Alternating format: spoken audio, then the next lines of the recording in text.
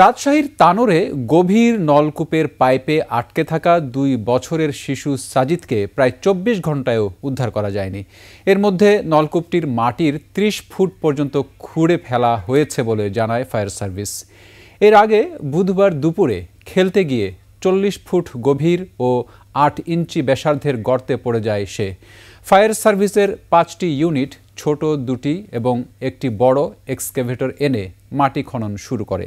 স্থানীয়দের অভিযোগ, প্রশাসনের গাফিলতিতেই দেরি হচ্ছে উদ্ধার অভিযান। ফায়ার সার্ভিস জানায় আরও কয়েক ঘন্টার মধ্যেই উদ্ধার কাজ শেষ হওয়ার আশা করা হচ্ছে। উৎসুক জনতা সামলাতে ঘটনাস্থলে সেনা মোতায়েন করা হয়েছে।